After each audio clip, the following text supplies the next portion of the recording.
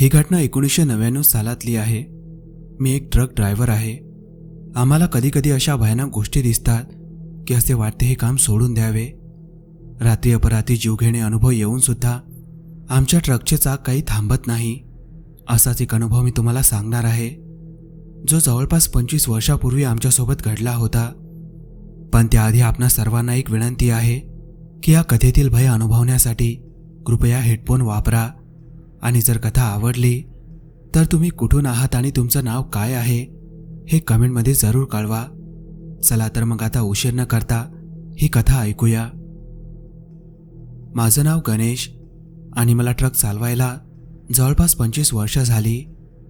असं म्हटलं तर रस्ताच माझं घर झालं आहे. पुण्याच्या मार्केट यार्डमधून आम्हाला यावेळेस नांदेडला मोठा माल न्यायचं काम मिळालं होतं. माल होता औद्योगिक मशिनरीचे मोठे लोखंडी बॉक्स आणि मशिनरीचे पार्ट्स होते. मालकाने दुपारपासून माल भरायला घेतलं होतं, पण काम इतकं संत चाललं होतं की आमचा ट्रक रात्री 8 वाजता निघाला.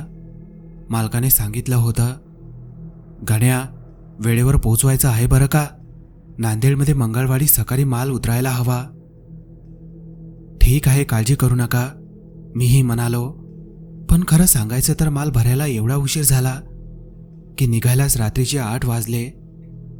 ट्रकमध्ये बसून वाट पाहणं हा ड्रायव्हरच्या नशिबाचा भाग आहे म्हणायला हरकत नाही. माझा क्लीनर होता छोटा शेखर, उगाच खिदळत बोलणारा पण कामात हुशार मुलगा. तो माझ्याबरोबर नेहमीच्या फेऱ्यांवर यायचा. आम्ही निघालो तेव्हा आधीच पुण्यातली शहराची गर्दी ओसरली होती. कात्रज घाट उतरतानाच गप्पा सुरू झाल्या. गण्या दादा, एवढा भारी माल आहे, आता नांदेडला पोहोचल्यावर चांगली टीप द्यायला हवी मालकानं, तो म्हणाला. मी त्यावर हसलो. मालक आणि टीप? चहाचे पैसे तो वेगळे देत नाही, त्याच्याकडून टीप मागतोस? त्यावर शेखर मोठ्याने हसला. रात्र सरकत होती. मी रेडिओवर जुनी गाणी लावली होती. रस्त्यावर फारशा गाड्या नव्हत्या, पण 10:15च्या सुमारास पोटात कावडे ओरडायला लागले. घोडेगावपर्यंत आम्ही आलो होतो. शेखर म्हणाला, दादा, एक ढाबा लागतोय पुढे, तिथे थांबूया का? खरंच ट्रकचा हॉर्न वाजवत मी एका छोट्या ढाब्याजवळ गाडी लावली. तिथे बऱ्याच ट्रकांची रांग होती. धुरकट दिव्यांच्या उजेडात ढाबा गजबजलेला दिसत होता. आम्ही दोघांनी मस्त गरमागरम भाकरी, शेवभाजी आणि थंड ताक घेतलं. थकवा जरा कमी झाला. शेखर तर प्लेट साफ करूनच उठला. ढाब्याबाहेर आलो तर रात्रीची हवा अजून गार झाली होती. जरा वेळ निवांत बसावे असे आम्ही ठरवले. तेव्हा माझ्या मनात अजिबात कल्पना नव्हती की पुढच्या काही तासात मला माझ्या आयुष्यातील सर्वात भयानक अनुभव येणार आहे. गरमागरम भाकरी आणि झणझणी शेवभाजी खाऊन अंगात एक वेगळा सुस्तपणा आला होता. मी आणि माझा क्लीनर शेखर ढाब्याच्या मागच्या बाजूला असलेल्या खाटेवर निवांत बसलो होतो. समोरच्या बाजूला अजूनही काही ट्रकवाले आपल्या गाड्यांमध्ये बसून गप्पा मारत होते. रात्रीचे 11 वाजले होते, पण हायवे कधी शांत नसतो. दूरवरून गाड्यांच्या आवाजांचा एक मंद गुणगुणणारा सूर येत होता, जो रात्रीच्या शांततेत एक प्रकारची सोबत देत होता. मी एक मोठा बनारसी पानाचा विळा तोंडात टाकला. शेखरनेही एक विळा घेतला होता आणि तो उगाचच खिदळत होता. काय गण्या दादा, आता बरं वाटतंय ना? पोटभर जेवण आणि आता हा विळा?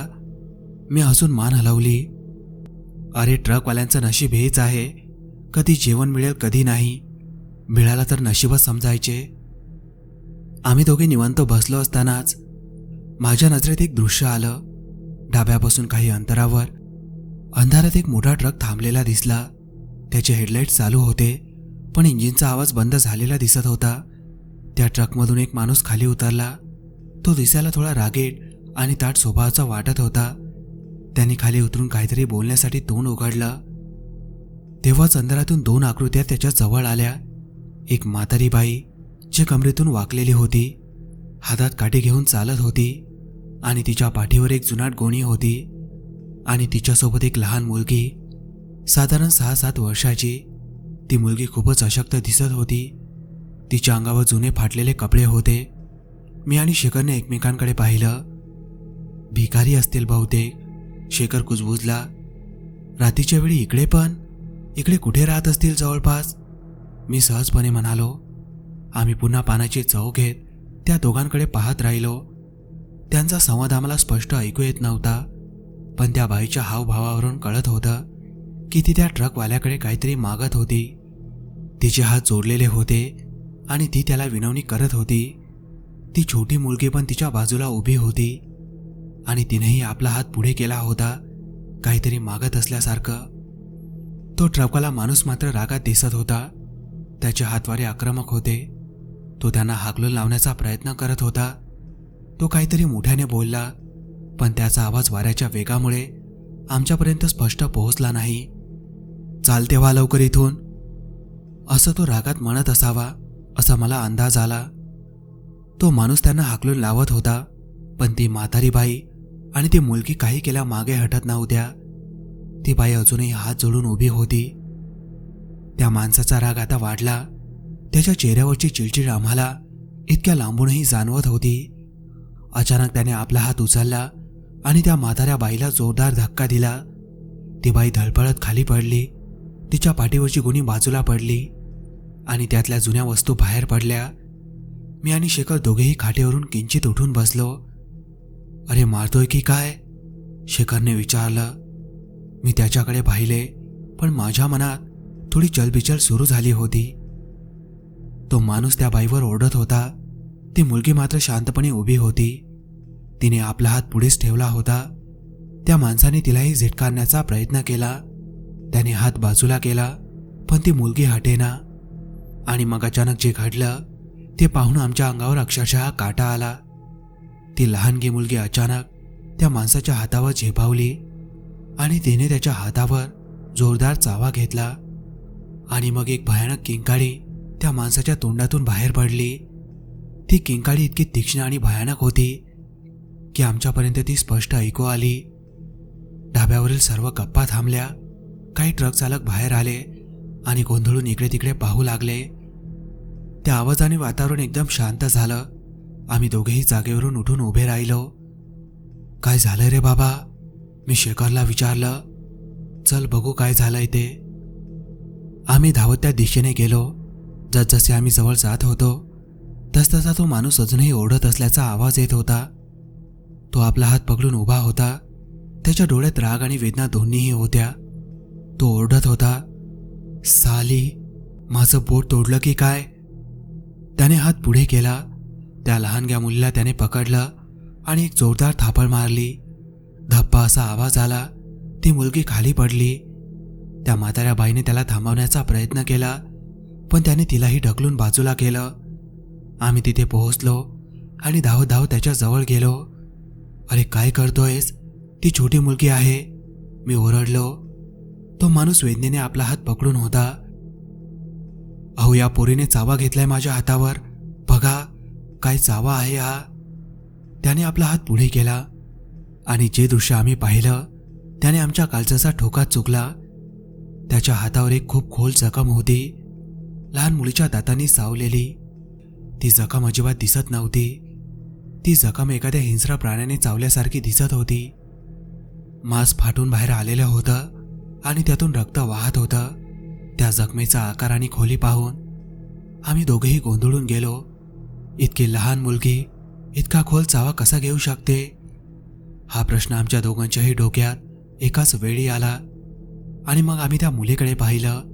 ती खाली पडलेली होती, पण आता ती उठून बसली होती. तिच्या ओठांवरून रक्त वाहत होतं.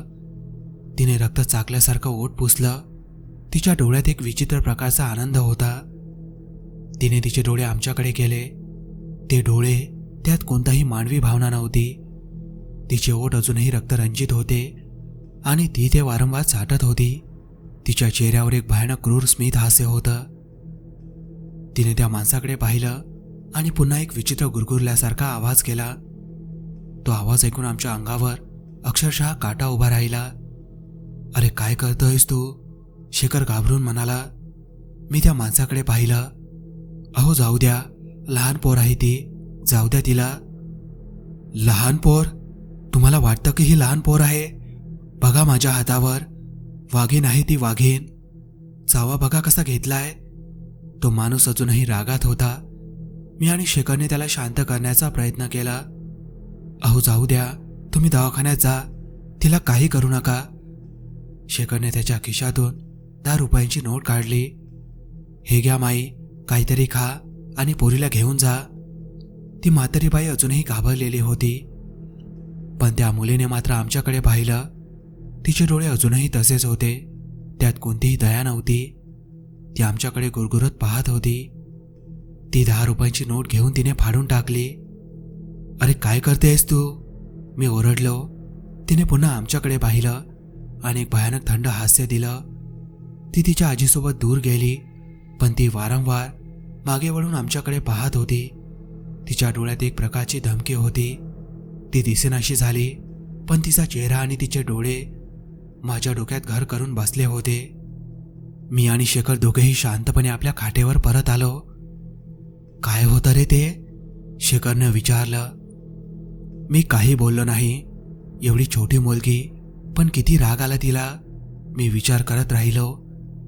मी पुन्हा एकदा पानाचा विळा तोंडात टाकला, पण त्याची गोड चव आता मला जाणवत नव्हती. माझ्या मनात फक्त एकच प्रश्न होता, ही कोण आहे आणि तिने इतका भयानक चावा कसा घेतला. मला वाटलं ही फक्त एक विचित्र घटना होती, पण माझ्या अंगावरचा तो गारवा आणि मनात असलेली अस्वस्थता मला सांगत होती की ही फक्त सुरुवात होती. ढाब्यावरची ती विचित्र घटना पाहून आम्ही दोघेही थोडे अस्वस्थ झालो होतो, पण जास्त वेळ विचार करायला माझ्याकडे नव्हता.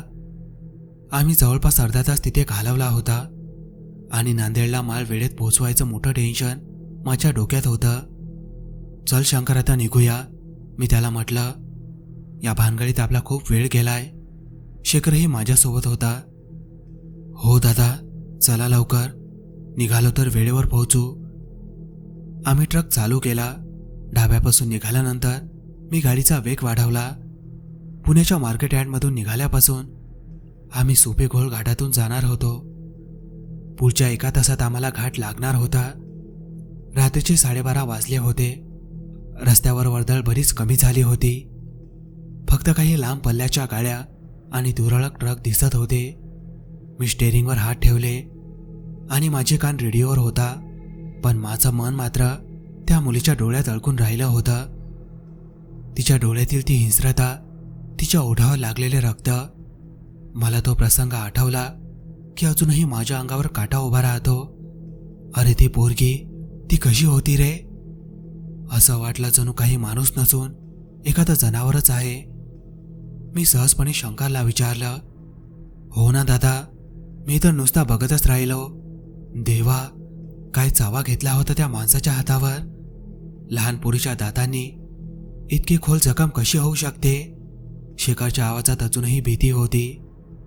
मी काही बोललो नाही, पण माझ्या मनात शंकेची पाल चुकचुकत होती. ती फक्त एक विचित्र घटना होती असे समजून मी विसरायचा प्रयत्न करत होतो. मी गाडीचा वेग वाढवला. तासभर मी चांगल्या स्पीडमध्ये ट्रक पळवला. आता मी चांगलेच अंतर पार केले होते, पण आता सुपेघोळ घाट येणार होता, म्हणून मला स्पीड हळू करावा लागला. आम्हाला आता लवकरच सुपेघोळ घाटातून जायचं होतं, जो त्याच्या वळणावळणाच्या रस्त्यांसाठी आणि दाट जंगलांसाठी ओळखला जातो. घाटाच्या सुरुवातीला जंगलाची सुरुवात झाली होती. दोन्ही बाजूंनी गर्द झाडी होती आणि रात्रीच्या अंधारात ती झाडी अजूनच भयान वाटत होती. फक्त आमच्या ट्रकचे हेडलाईट्स रस्त्याला भेदत पुढे जात होते. अचानक मला एक दृश्य दिसलं आणि माझ्या काळजात धस्स झालं. समोरच रस्त्याच्या मधोमध तोच ट्रक उभा होता जो आम्ही ढाब्यावर पाहिला होता. तोच ट्रक आणि तोच त्याचा रागीट ड्रायव्हर. पण आता ट्रकचा दरवाजा उघडा होता, इंजिन चालू होतं आणि हेडलाईट चालू होते, पण आतमध्ये कोणीच नव्हतं. गणेश भाऊ, तोच ट्रक दिसतोय हा, शंकरने मला सांगितलं. मीही ओळखलं, कारण नंबर माझ्या नेहमी लक्षात राहतात आणि तो आमच्या पुढे काही काळ चालत होता, म्हणून माझा नंबर लक्षात होता. हो, पण हा असा रस्त्यात मध्ये का थांबलेला आहे. याचा दरवाजा उघडा आहे, हेडलाईट चालू आहेत, आत कोणीच नाही. आम्ही थोडं पुढे जाऊन आमचा ट्रक थांबवला. आमच्या ट्रकचं इंजिन बंद करून आम्ही खाली उतरलो. अहो गणेश भाऊ, जाऊ द्या ना, तो कुठं बाथरूमला वगैरे गेला असेल. शंकर घाबरलेला होता. अरे शंकर, तू वेडा आहेस का? तो जर बाथरूमला गेला असता तर प्रॉपर ट्रकचा दरवाजा लॉक करून ट्रक बंद करून गेला असता. ट्रक चालू ठेवून गेला नसता. मी त्याला समजावलं. आणि आपण जवळपास 5 मिनिटांपासून त्याच्याकडे पाहतोय.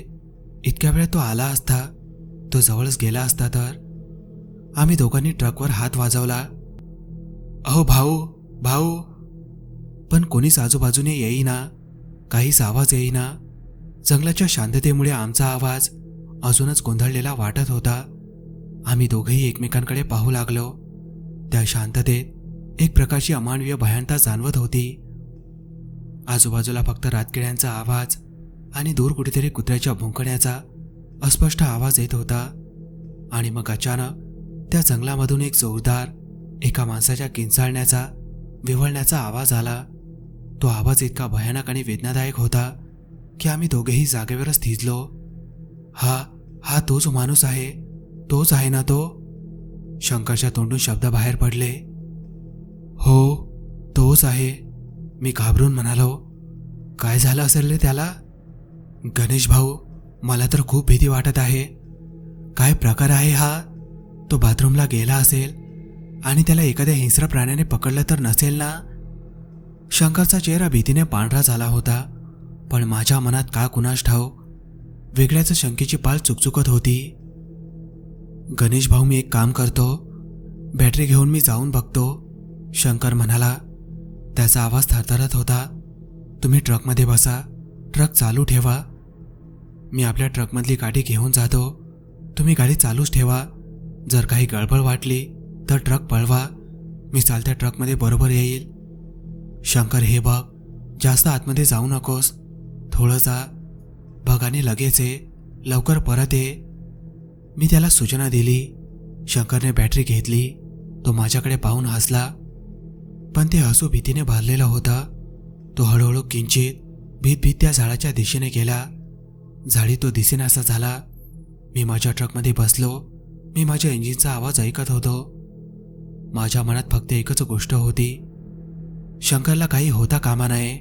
2 मिनिटं झाली आणि मग 3 मिनिटं झाली आणि मग मला एक भयानक, हृदयद्रावक किंकाळी ऐकू आली.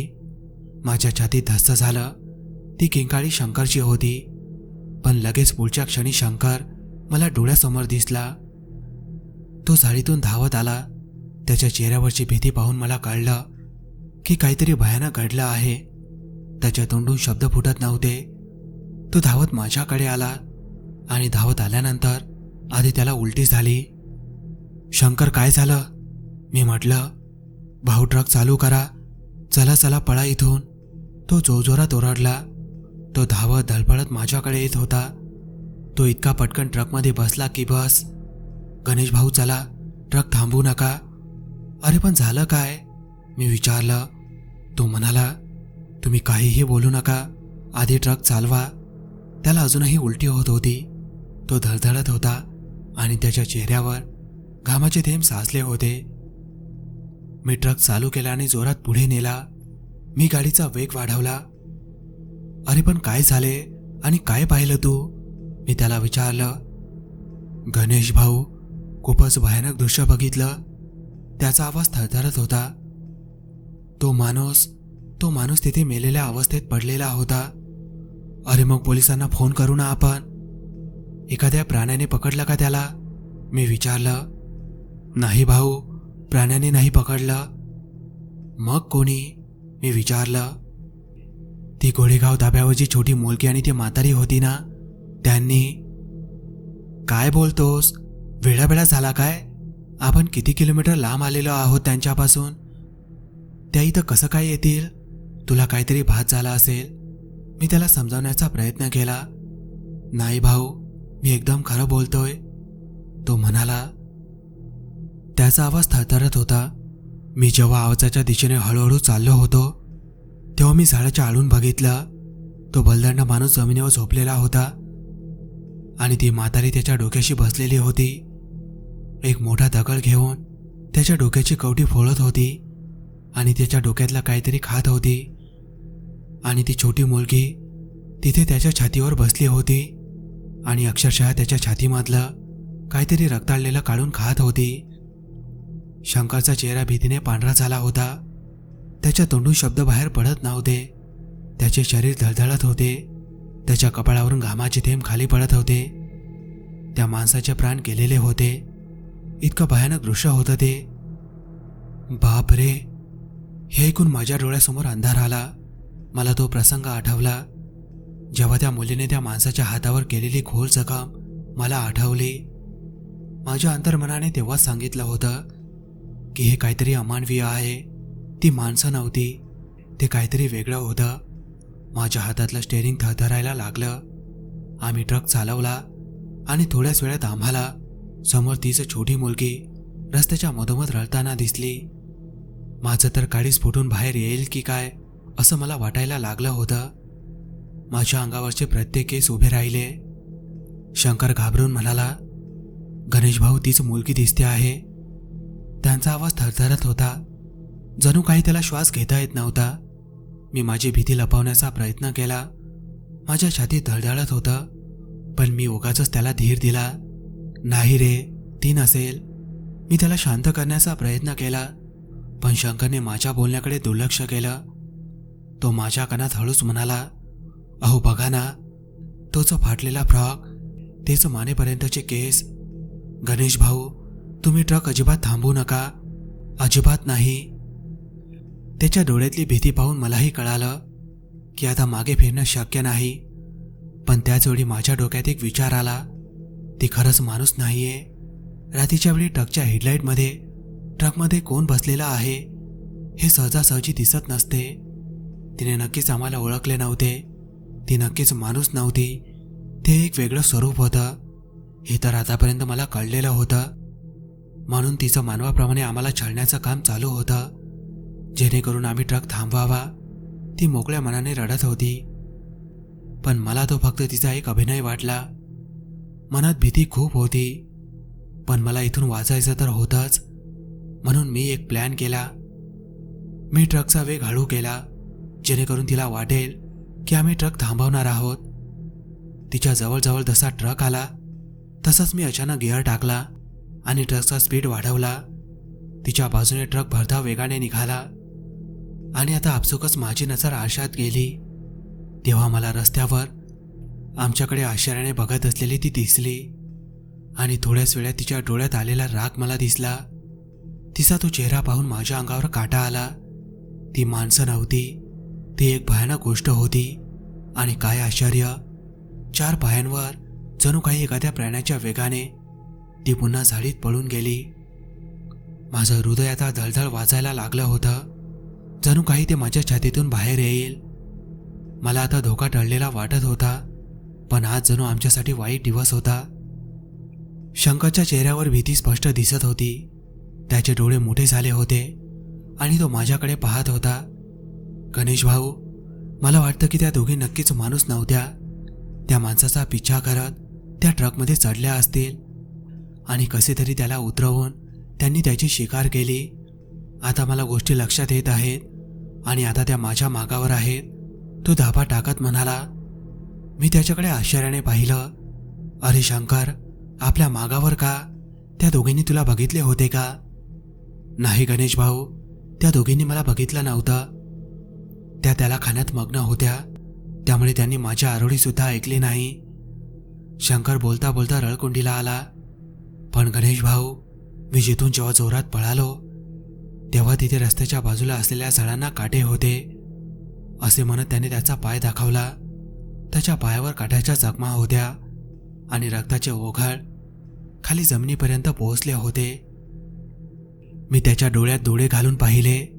त्याच्या डोळ्यातील भीती मलाही जाणवत होती. गणेश भाऊ, बहुतेक माझ्या रक्ताचा वास त्यांना लागला आहे, जसा त्या माणसाच्या रक्ताचा वास त्यांना लागला.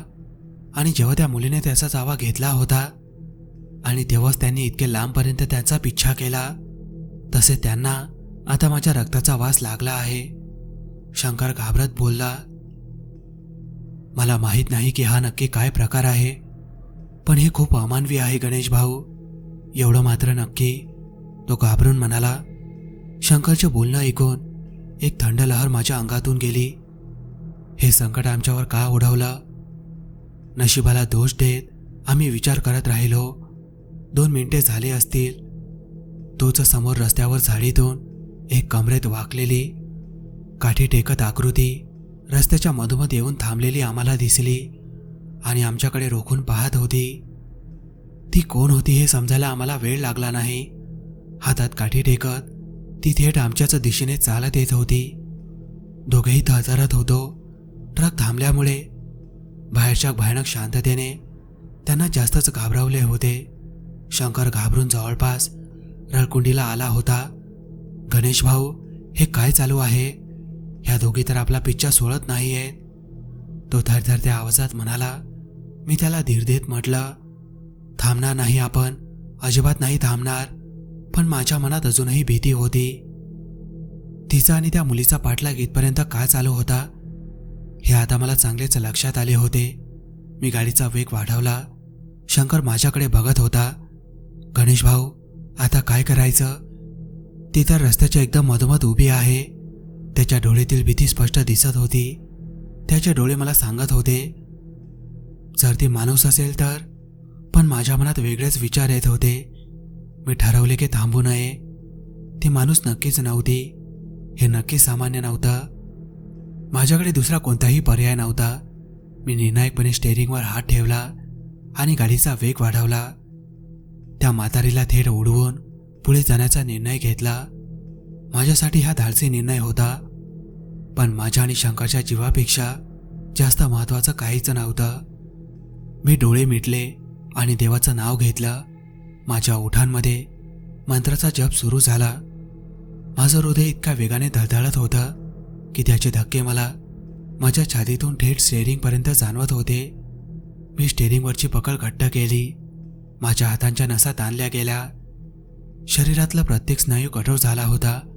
माझ्या डोळ्यांसमोर फक्त एकच विचार होता, आता मागे फिरणं शक्य नव्हतं. थांबणं तर त्याहून अशक्य होतं. एकमेव मार्ग होता, तो म्हणजे समोर जाऊन वाट मोकळी करून निघून जाणं. मी गिअर टाकला आणि माझ्या संपूर्ण ताकदीने ॲक्सिलेटर दाबला. ट्रकच्या इंजिनाने एक जोरदार क्रूर गर्जना केली. त्या गर्जनेच्या आवाजाने मला काही प्रमाणात धीर आला, पण मनातला भयानक अनुभव मात्र तसाच होता. एका क्षणासाठी मला वाटलं की ही माझ्या आयुष्यातली शेवटची धडकी आहे. धडकेचा तो मोठा कर्कश आवाज ऐकून माझ्या पोटात गोळा आला. पण माझ्या ट्रकच्या टायरावरून काहीतरी चिरडल्याचा भास मला झाला नाही. काहीतरी तुटलं, काहीतरी चिरडलं, असं काहीच जाणवलं नाही. फक्त एक जोरदार धडक बसली आणि ती आकृती गायब झाली. शंकरने डोळे घट्ट मिटून घेतले होते. त्याच्या चेहऱ्यावरची रेषही हालत नव्हती. त्याचे ओठ थरथरत होते. तो फक्त राम राम असं पुटपुटत होता. मीही डोळे मिटून घेतले होते. मी काही क्षण तसाच बसून राहिलो. झालं का संपलं हा प्रश्न माझ्या मनात येत होता, पण उत्तर देण्यास कोणीच नव्हतं. मी डोळे उघडले. माझ्या अंगातून भीतीने एक थंड लहर गेली. मी बाजूच्या आरशात पाहिलं. तिथे फक्त एक काठी आणि तिच्या अंगावरच्या कपड्याचा एक तुकडा पडलेला दिसला. ती चिरडली गेली नाही का? माझ्या मेंदूत विचार घोळू लागले. माझ्या अंगावरचा धरकाप थांबत नव्हता. मी तसाच पुढे निघून गेलो. पण मला काहीतरी वेगळंच जाणवत होतं. माझ्या स्टेअरिंगवरचे हात थरथरत होते. शंकरने डोळे मिटून घेतले होते. आम्ही एकमेकांकडे पाहत राहिलो आणि आता मला चांगलंच कळलं होतं की हे दोघं जण आता आमच्या मागेच लागलेले आहेत. आमचा ट्रक पुढे जात होता, पण रस्त्यावरून जाताना त्याला एक किळसवाना विचित्र आवाज येत होता. मला काहीच कळत नव्हतं. हा कसला आवाज आहे? मी स्वतःला विचारलं. माझ्या चेहऱ्यावरचे घामाचे थेंब वाढलेही नव्हते. तोच माझ्या खिडकीतून एका थंड विचित्र वाऱ्याची झुळूक आली. आणि हा घाटातला गारवा नव्हता, हा वेगळाच भयान गारवा होता. गणेश भाऊ, मला काहीतरी विचित्र जाणवतंय, शंकर दबक्या आवाजात बोलला. त्याचा आवाज इतका बारीक झाला होता की मला ऐकण्यासाठी माझ्या कानांवर ताण द्यावा लागला. आणि त्याच क्षणी माझं लक्ष खिडकीकडे गेलं. माझ्या डोळ्यांवर विश्वास बसला नाही. माझ्या बाजूच्या खिडकीवर ती म्हातारी लटकलेली होती. शंकरच्या तोंडातून एक किंकाळी निघाली, इतकी तीक्ष्ण आणि इतकी भयान की आजपर्यंत मी ती विसरू शकलो नाही. माझ्या हाताने आपोआप ब्रेक दाबला गेला आणि ट्रकचा वेग अचानक कमी झाला. मी जास्त जोरात ब्रेक दाबला नाही, नाहीतर आमची ट्रक पलटू शकली असती. आणि माझ्या लक्षात आलं की ती आता माझ्या खिडकीतून आत येण्याचा प्रयत्न करत होती. मी खिडकीतून त्या म्हातारीकडे बघतच राहिलो. तिचा चेहरा, तो चेहरा एक मानवी चेहऱ्यासारखा नव्हता. तिचं डोकं मोठं होतं आणि तिच्या चेहऱ्यावर मांसल रेषा नव्हत्या. डोळे पूर्ण पांढरे होते आणि ते माझ्या डोळ्यात घुसण्याचा प्रयत्न करत होते. तिच्या डोळ्यात माणुसकीचा लवशेषही नव्हता, फक्त क्रूरता, अमानवीयता आणि एक विचित्र अशी रानटी चमक दिसत होती. जणू काही ती फक्त माझं रक्त पिण्यासाठी चातुर झाली होती. तिच्या ओठांवर एक विचित्र भयान हास्य होतं. तिचा जबडा इतका मोठा होता की तो संपूर्ण माणूस गिळू शकेल. तिच्या दातांचे वर्णन करणं अवघड आहे, कारण ते दात नव्हतेच. ते दगडासारखे टोकदार आणि विकृत होते. गणेश भाऊ, तिच्या डोळ्यात बघू नका, समोर रस्त्यावर बघा, त्यांना तेच हवं आहे, शंकरने ओरडून सांगितलं. मला भानावर आणल्यासारखं झालं. मी पटकन स्टेअरिंगवरची पकड घट्ट केली आणि आता समोरच बघायला लागलो. माझ्या डोक्यातून विचार आले, मी ड्रायव्हर आहे. माझं सगळ्यात मोठं काम गाडी स्थिर ठेवणं आहे. जर मी घाबरलो तर आम्ही दोघेही संपू. त्याच क्षणी माझ्या लक्षात आलं, शंकर, तुझ्या बाजूची खिडकी. मी माझ्या बाजूची खिडकी बंद केली होती, पण शंकरच्या बाजूची खिडकी उघडीच राहिली होती. मी उगाचे मोठ्याने बोललो, कारण माझे शब्द ऐकताच ती विजेच्या वेगाने छतावरून आमच्या दुसऱ्या खिडकीकडे सरकली होती. शंकरने घाबरून खिडकी लावायला सुरुवात केली, पण ती अर्धीच लावली गेली होती आणि तिने आपला हात आत टाकला. तिच्या हातात तिचं लाकडी काठी होती. ती गुरगुरत होती. तिचा आवाज ऐकून माझ्या अंगावर काटा आला आणि तिचा अर्धा हात आतमध्ये आला होता. ती आत येण्याचा प्रयत्न करत होती आणि शंकर तिच्याशी लढत होता. मी ओरडलो, शंकर, ढकल तिला बाहेर, ढकल तिला. पण त्याच्या अंगात प्राणच राहिले नव्हते. तो घाबरला होता. ती तिच्या ताकदीने खिडकी हळूहळू खाली करत होती. मी माझ्या हाताने स्टेअरिंगची पकड घट्ट केली. माझ्या डोक्यात विचार चमकला, मला ट्रक स्थिर ठेवायला हवं, नाहीतर आम्ही दोघेही संपू. मी हळूच गिअर टाकला आणि ट्रक थोडासा पुढे सरकावला. समोर एक सरळ रस्ता होता. मी स्टेअरिंग स्थिर ठेवून सीटवर उभा होतो. मी जोरात उठून तिच्या काठीवर मारलं. मी माझ्या ताकदीने 2-3 वेळा फटके दिले, तरी ते मागे हटली नाही. ती फक्त गुरगुरत होती, श्रीराम, जय श्रीराम. मी ओरडलो. माझ्या तोंडातून तो शब्द बाहेर येताच तिच्या डोक्यात एक मोठी धडक बसली. तिने किंकाळी मारली आणि ती खाली पडली. मी पटकन जाऊन खिडकी लावून घेतली. माझ्या अंगातून घामाचे थेंब ओघळत होते. मी माझ्या स्टेअरिंग सीटवर पटकन परत आलो आणि माझ्या ट्रकवर ताबा मिळवला. मी पुढे पाहिलं. आता थोड्याच वेळात वळण आलंच होतं. जर मी पटकन आलो नसतो तर ट्रकचा नक्कीच अपघात झाला असता.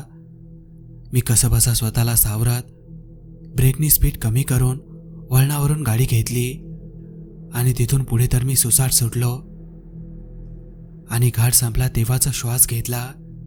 त्यानंतर मी जवळजवळ 4 तास फक्त ट्रक पळवत होतो. आणि एकदाची सूर्यकिरणे जेव्हा आम्हाला दिसली तेव्हा तिथल्या पाथर्डी जवळच्या ढाब्यावर मी थांबलो आणि आम्ही दोघेजण उतरलो. आम्ही कामाने ओले चिंब झालो होतो. आमचे पाय लटपटत होते. त्या भयानक अनुभवातून आमचा जीव वाचला खरा, पण मनात एक अनामिक भीती बसली होती. आम्ही धडपडतच त्या ढाब्यावर पोहोचलो. आम्ही इतके थकून गेलो होतो की आमचे डोळे अक्षरशः उतरले होते, केस विस्कटले होते आणि काही ठिकाणी रक्ताचे डागही लागले होते. आमचा हा अवतार पाहून तिथला ढाबेवाला एक वयस्कर माणूस आमच्याकडे धावत आला. त्याने आम्हाला लगेच पाण्याची बाटली दिली आणि विचारलं, काय झालं, काही अपघात वगैरे झाला का? आम्ही पाणी पिऊन थोडे स्थिर झालो. त्याने आम्हाला चहा पण दिला. चहाचा एक गरम घोट घेतल्यावर थोडं बरं वाटलं. मग आम्ही त्याला रात्रीपासून घडलेली सगळी घटना सांगितली. तो आश्चर्याने पाहतच राहिला. आम्ही बोलत असताना त्याच्या डोळ्यात एक वेगळीच चमक होती. जणू काही त्याला आम्ही सांगत असलेल्या गोष्टींवर विश्वासच बसत नव्हता. सगळी गोष्ट ऐकल्यावर तो म्हणाला, तुम्ही जे बोलताय ते वर्णन तर नरभक्षकाचं आहे. नरभक्षक? हे ऐकून आम्ही दोघे एकमेकांकडे बघायला लागलो. नरभक्षक? शंकरने घाबरून विचारलं. हो, तो माणूस म्हणाला. सुपाकोटे गाळाजवळ एक जंगल आहे, तुम्हाला माहीत आहे का? वाईल्ड लाईफ सेंच्युरी काय ते म्हणतात त्याला. त्या जंगलात म्हणे रात्रीच्या वेळी अशा घटना झाल्यास तिथल्या फॉरेस्ट ऑफिसरनी सांगितलं हे खूप दुर्मिळ आहे. पण मला याचंच आश्चर्य वाटलं की हे नरभक्षक इथपर्यंत कसे काय पोहोचले. म्हणजे आता इथून येणारे ट्रक आणि इतर वाहने खूप मोठ्या प्रमाणात इजा करतात. जास्त करून ट्रक हळू चालतात, बाकीचे वाहने मात्र हळू वेगाने जातात. पण ट्रकमध्ये माल असल्यामुळे ते हळू जात असतात. त्यामुळे बहुतेक ते माणसाच्या शोधात एखाद्या ट्रकमध्ये बसले असतील आणि सुपेघोळ घाटाच्या गावाजवळ पोहोचले असतील. त्यांना जर कधी जिवंत माणसाचं रक्त लागलं ना, तर ते त्या माणसाचा कितीही लांब पाठपुरावा करू शकतात आणि ते माणसाचं रूप घेतात. तो पुढे म्हणाला, म्हणजे असं म्हणू शकता की वरतून फक्त माणसाची कातडी असते, पण आतून ते खूप भयानक प्रकार असतात. मला त्यांचा काही अनुभव नाही, पण माझे आजोबा मला असं सांगायचे. आमची घोडेगावजवळ पूर्वी शेती होती. तेथे आजोबा रात्री अपरात्री पण असायचे. शेतीला पाणी द्यायचे. तिथले जंगल त्यांना पाठ होते. ते सांगायचे त्यांनी नरभक्षक पाहिले होते आणि ते त्यांच्या तावडीतून कसेबसे सुटले होते. पण त्यानंतर तुमच्या दोघांचं उदाहरण असं दिसलं की तुम्ही त्या नरभक्षकापासून सुटले आहात. तुम्ही तुमचं डोकं शांत ठेवलं, त्यामुळे तुम्ही त्यांच्यापासून सुटू शकले आहात. पण हे असं नरभक्षक वगैरे आम्ही तर कधीच ऐकलेलं नाहीये. शंकर म्हणाला, जंगलामध्ये काय मिळेल हे काही सांगता येत नाही. जनावर आणि माणसाचा एकत्रित प्रकार असतो तो. जसं काही झाडवेली किड्यांना आकर्षित करण्यासाठी एखादा सुगंध पसरवतात आणि नंतर ते जवळ आल्यावर त्यांना खाऊन टाकतात, तशाच प्रकारे माणसासारखं रूप घेऊन हे लोक माणसांना आकर्षित करतात. एकदा का त्यांना रक्ताची चव लागली की मग ते पिसाळून जातात. त्यांना पुन्हा माणूस हवाच असतो. तसंच काहीतरी झालं म्हणून आपलं रक्त त्यांना नाही लागू द्यायचं, हे माझ्या आजोबांनी मला सांगितलं होतं. आम्ही एकमेकांकडे बघायला लागलो आणि आमचा जीव कसा वाचला हे फक्त आम्हालाच माहीत होतं. पण या नरभक्षकांपासून वाचायचं कसं? कारण आमचा तर रात्री अर्धरात्री हाच मार्ग आहे, मी म्हणालो. त्यांच्यापासून वाचण्याचा एकच मार्ग आहे, तो म्हणजे आग.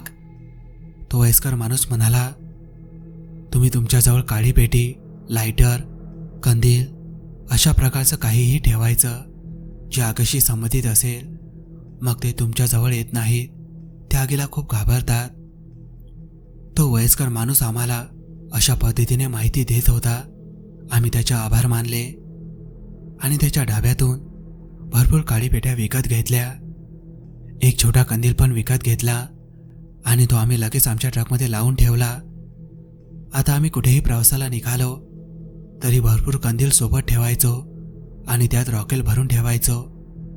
ट्रकमधून कधी आम्हाला लघुशंकेसाठी उतरावं लागेल तरीही आम्ही हातात कंदील घेऊन जायचो. हातात काळी पेटी, लायटर, खिशामध्येही कायम आमच्याकडे तयार असायचं. नंतर काही वर्षांनी असं कळलं की नरभक्षकांना गावाकडच्या काही लोकांनी धरून जाळून मारलं. पण तरीसुद्धा तेव्हापासून आम्हाला जी सवय लागली ती आम्ही शेवटपर्यंत सोडलेली नाहीये. निसर्गाच्या या जगात कधी कुठला काय येईल हे काही सांगता येत नाही. मी एक क्षण ट्रक चालवण्याचे सोडून द्यावे असा पण विचार केला होता, पण यातून जे मिळकत होते त्याच्यामध्ये आमचं पोट भरत होतं. त्यामुळे काळजी घेऊन आम्ही आमच्या ट्रक चालवण्याचा व्यवसाय चालू ठेवला. मित्रांनो, हा अनुभव तुम्हाला कसा वाटला कमेंटमध्ये सांगायला विसरू नका. भेटूया लवकरच अशाच एका थरारक अनुभवासोबत.